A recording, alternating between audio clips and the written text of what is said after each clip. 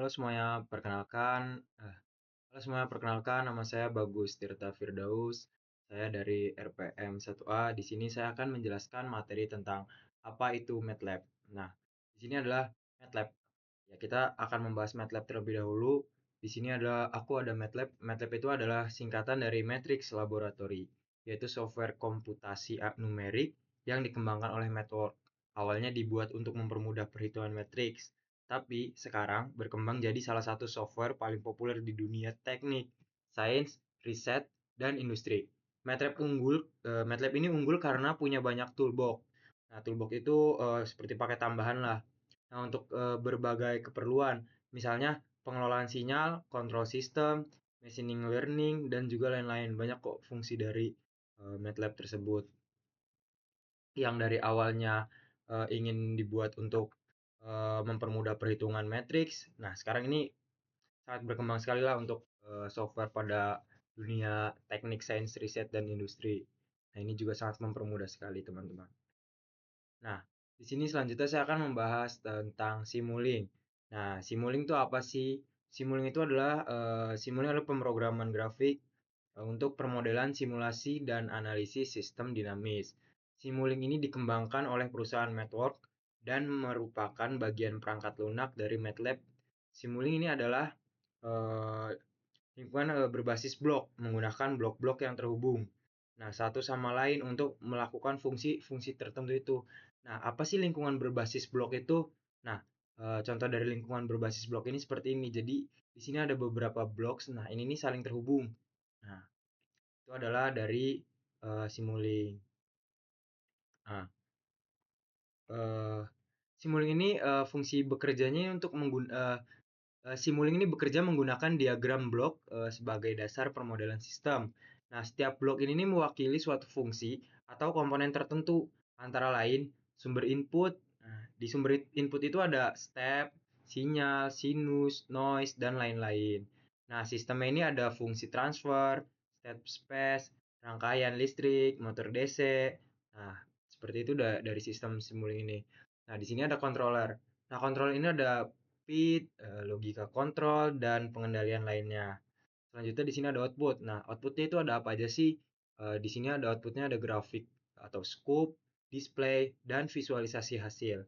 Nah, blok-blok tersebut tuh dapat dihubungkan satu sama lain seperti yang tadi saya bilang. Jadi, masing-masing blok pada Simulink ini nih saling berhubungan antara satu dan juga lainnya. Nah, seperti menggunakan aliran sinyal atau hubungan antar komponen. Jadi ini saling terhubung ya, teman-teman. Nah, dengan konsep ini nih, Simulink ini memungkinkan pengguna untuk memodelkan dan mensimulasikan sistem secara visual, sehingga lebih mudah dipahami gitu, dibandingkan menulis kode daripada satu-satu menuliskan kode yang sangat panjang. Nah, Simulink ini untuk mempermudah kita dalam mensimulasikan sistem itu secara visual. Jadi, kita menggunakan blok agar masing-masing blok itu saling terhubung. Nah, selanjutnya ada modeling dan simulation. Nah, apa sih hubungan modeling dan simulation ini? Nah, modeling ini bisa membuat gambar atau representasi dunia nyata, bisa fisik, matematis, atau juga proses. Nah, simulation ini menjalankan model tersebut. Jadi kayak simulation ini, modeling ini nih adalah simulasi untuk menjalankan model tersebut untuk melihat bagaimana dunia nyata akan berperilaku dalam kondisi tertentu. Nah, macam-macam modeling ini ada apa aja sih? Nah, yang pertama ini ada physical model, mathematical model, dan juga proses model. Nah, selanjutnya kita akan bahas macam-macam dari simulation. Nah, simulation ini macam-macamnya ada live simulation, virtual simulation, dan juga constructive simulation. Nah, di sini ada Simulink. Nah, contoh dari Simulink ini seperti ini kurang lebih, teman-teman. Nah, Simulink ini pertama ada commonly used block, continuous, dashboard, discontinuous, discrete, logic and bit operation, lookup table, math operation, metric operation, message and event, model verification, dan juga masih banyak lainnya di sini. Nah, nah selanjutnya di sini ada dasar sistem dinamis. Yang pertama meningkatkan efisiensi industri. Nah, apa aja sih yang meningkatkan efisiensi industri ini? Yang pertama ada Laplace transformation dan transfer fungsi. Nah, yang kedua ada pemodelan sistem mekanik, elektrik, dan juga hidrolik. Untuk meningkatkan efisiensi dalam industri ini ada Laplace transportasi dan transfer fungsi, permodelan sistem mekanik, elektrik, dan hidrolik ini meningkatkan efisiensi dari industri ini loh. Nah, selanjutnya ada pengenalan sistem kontrol, jelaskan dengan diagram blok. Nah, selanjutnya ada Laplace transformation dan transfer fungsi. Nah, transfer fungsi ini adalah representasi matematis dari sistem linear time invariant (LTI) yang menggambarkan hubungan antara input dan output suatu sistem. Fungsi transfer didefinisikan sebagai perbandingan antara transformasi Laplace output terhadap transformasi Laplace input. Nah, dengan asumsi kondisi awal 0, representasi ini ditulis dalam domain gitu, frekuensi domain S, sehingga memudahkan proses analisis, permodelan, dan perancangan sistem kontrol secara sederhana. Nah, sini ada transfer fungsi. Nah, apa sih kalau transfer fungsi itu? Di sini aku akan menjelaskan transfer fungsi itu adalah sistem resep dapur dari sebuah sistem. Jadi, resep dapur dari sebuah sistem ini adalah transfer fungsi. Nah, ia menjelaskan nih, jika sistem diberi input tertentu, maka output yang dihasilkan akan seperti apa. Nah, analogi sederhananya kayak begini, teman-teman.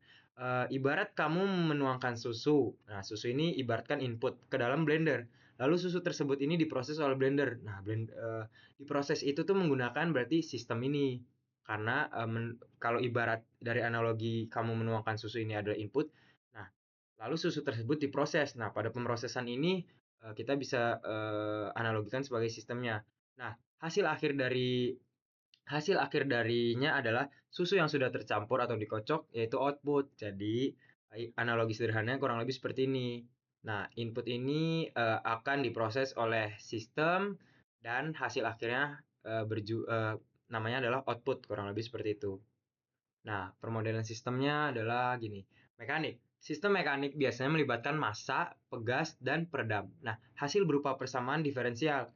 Nah, kedua ada elektrik. Nah, sistem elektrik ini biasanya berupa rangkaian RLC atau resistor, induktor, kapasitor digabung dengan hukum Kirchhoff menghasilkan persamaan diferensial. Yang ketiga ada hidrolik. Nah, sistem hidrolik bekerja menggunakan fluida bertekanan untuk menghasilkan gerakan. Komponen utamanya adalah silinder hidrolik. Nah, seperti itu. Nah, aku di sini akan menjelaskan apa itu sistem kontrol. Nah, sistem dulu. Nah, sistem itu adalah sekumpulan objek yang tersusun secara teratur dan berorientasi pada tujuan. Disebut juga plan atau proses. Nah, contohnya itu seperti apa sih? Seperti robot industri, mobil, turbin listrik, motor, tubuh manusia, perusahaan, hingga arus lalu lintas. Nah, perbedaan dengan objek biasanya itu misalnya kayak alat. Sistem memiliki tingkat kompleksitas tertentu dan sumber energi. Nah, yang kedua ada kontrol. Nah, apa itu kontrol? Kayak kontrol itu adalah usaha agar suatu besaran, misalnya suhu, kecepatan, dan juga ketinggian, berperilaku sesuai dengan cara yang diinginkan sepanjang waktu. Nah, contohnya apa sih? Contohnya adalah kayak menjaga suhu ruangan tetap nyaman, memastikan pesawat terbang stabil di ketinggian tertentu, mengendalikan emisi kendaraan agar sesuai standar. Nah, di sini sistem kontrol tuh jadi apa sih kayak tadi kan aku menjelaskan sistem dan juga kontrol. Nah, sistem kontrol itu apa sih? Jadi di sini adalah sistem kontrol adalah suatu sistem yang bertugas mengatur atau mengendalikan perilaku dari suatu proses atau mesin supaya bekerja sesuai dengan yang diinginkan. Intinya, sistem kontrol ini dipakai agar suatu sistem itu stabil, aman, dan mencapai tujuan yang diinginkan. Kayak kita ibaratkan misalnya suhu 25 derajat Celcius atau kecepatan motor sesuai target. Jadi sistem kontrol ini bisa mengontrol apa yang kita bisa mengatur gitu. Intinya kayak mengendalikan perilaku dari suatu proses atau mesin supaya bekerja dengan sesuai yang kita inginkan. Nah, di sini apa itu sistem kontrol lagi? Pada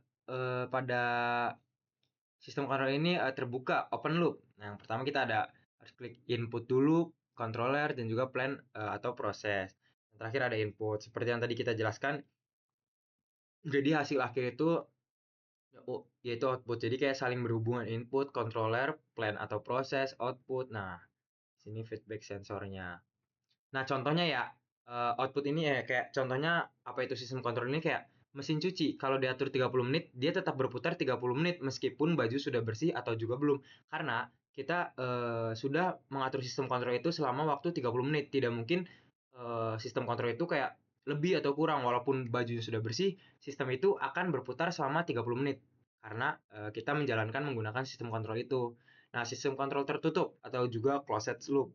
Nah, pada sistem ini nih ada umpan baliknya atau feedback. Yang pertama, output ini diperiksa lalu dibandingkan dengan input. Yang kedua, jika ada perbedaan, error, controller mengkoreksi supaya nih output ini mendekati input.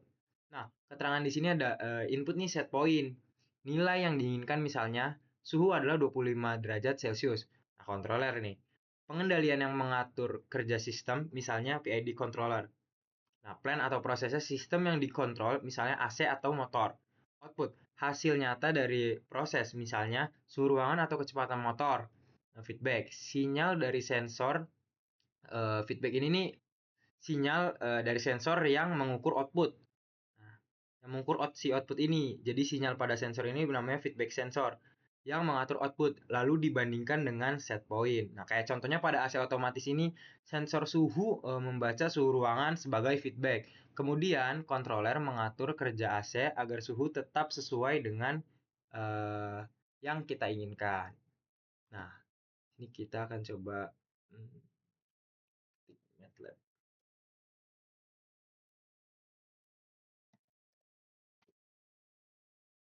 Nah, kurang lebih kalau ingin menginstal MATLAB, kita akan menggunakan di web aja teman-teman. Itu fungsi versi terbaru MATLAB ini sekarang saya rekomendasikan di mending kita di web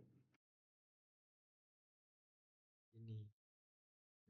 Saya akan memberikan sedikit gambar dari MATLAB tersebut. Nah, kurang lebih seperti ini. Nah, di sini MATLAB ini bisa menggambar 3D atau 3 dimensi ini. Sangat mudah. Kita bisa lihat di sini tuh.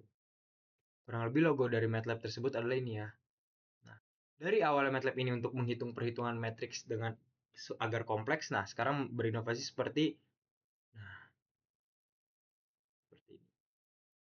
Ya, kurang lebih begitu saja apa namanya? Penjelasan dari saya terkait MATLAB dan juga simulasi tadi. Sekian, terima kasih.